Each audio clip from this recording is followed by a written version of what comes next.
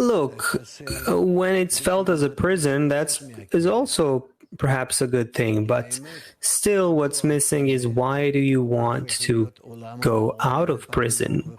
Because the truth is that the same prison becomes your illuminated free world. There's no difference between corporeality and spirituality except for the rule of the will to receive or the rule of the will to bestow. As it is said, there is no difference between this world and the next world besides what? The transformation of the Malchuyot. The Malchuyot are transformed, meaning here the will to receive is in control, and there it's the will to bestow. So the same will to receive, when it becomes in order to bestow, you discover that it is the ruler, and that's the next world already. So the difference is not what's in control, but in what way it's in control. That's more accurate.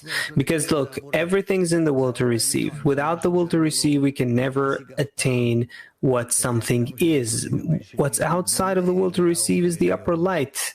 It's the creator. It's something that I never ever attain.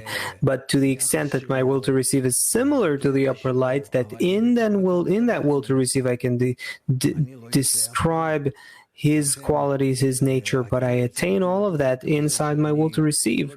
I never actually come out of it. So the prison is not about how I am in a will to receive right now. The problem is that it's in order to receive, and it needs to be in order to bestow.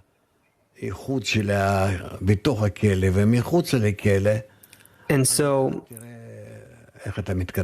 with this precision of being, that's what it means to be in and inside or outside of the prison, you'll see how you advance. PT 31.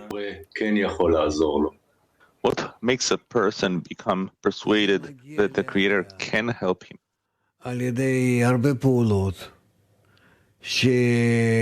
This comes bit by bit, through many actions, ups and downs. And a person begins to see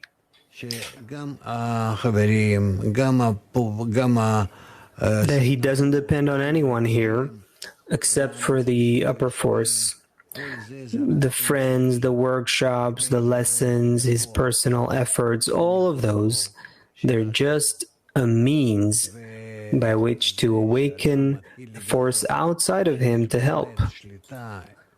And the fact that a person begins to discover that there is a foreign upper influence that can help him. And if it does, then he changes. And if it's not, then he doesn't. That is essentially the state where a person begins to make contact with the Creator. And if he is persuaded, isn't that within reason? I don't know what you mean by persuaded. Well, he's convinced, meaning, as you said, he goes through all of the different states and he reaches a state where he sees that only the Creator can help him. So where does that happen to him? This happens to him in his feeling already, where in all of his despair and different states, that's what he sees. But it's only for now. Afterwards, he once again falls into other changing states. There is no state in spirituality that exists forever. Spirituality is not somewhere, not outside of us, but what's inside of us. When we come closer and closer, it always changes in order to allow us an opportunity to renew our connection with the Creator.